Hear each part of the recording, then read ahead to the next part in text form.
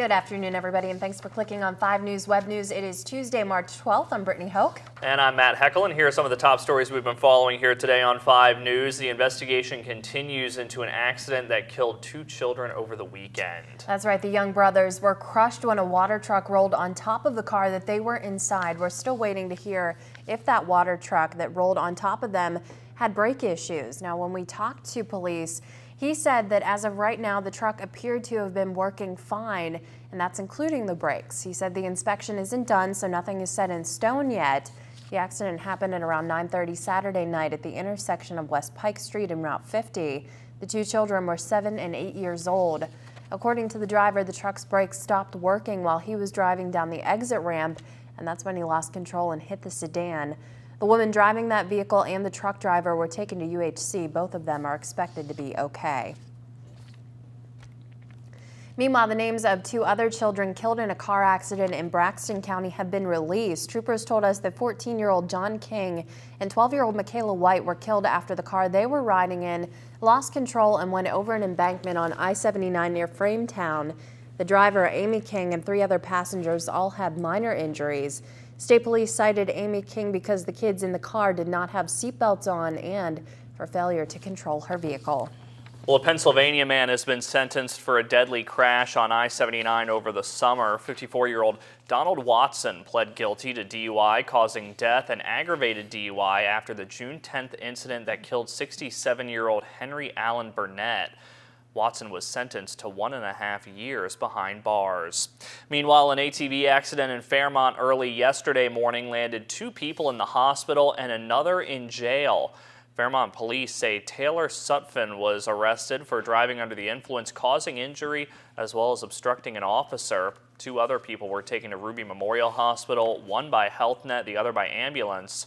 Still no word on their names or conditions. This accident, though, is still under investigation. And a Clarksburg man was arrested early this morning after apparently trying to steal things from a Morgantown bar. Officers responded to a reported breaking and entering at Exhale Hookah Lounge on Walnut Street. A passerby was able to detain one of the suspects until police arrived. Another fled on foot. 18-year-old Joshua Nutter from Clarksburg is charged with breaking and entering and is awaiting arraignment. The Morgantown Police Department are investigating and trying to identify the second suspect who got away.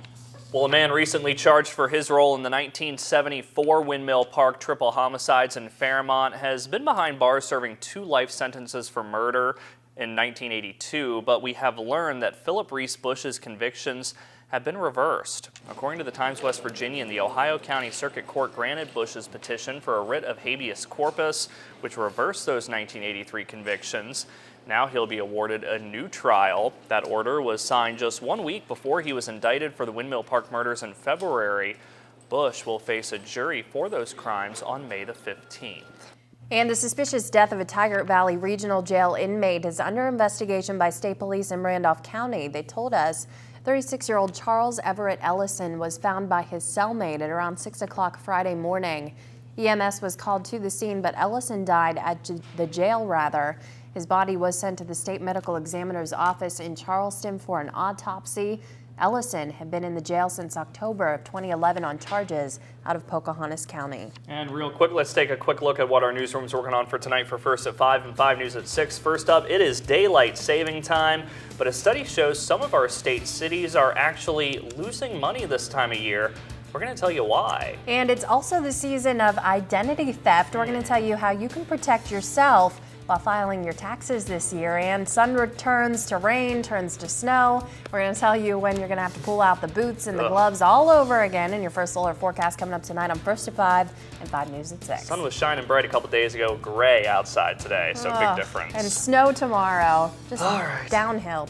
On that happy note, that's what's making news today. Be sure to tune in to First at 5 and 5 News at 6 with Nate Smale tonight, and until then, have a great day, everybody.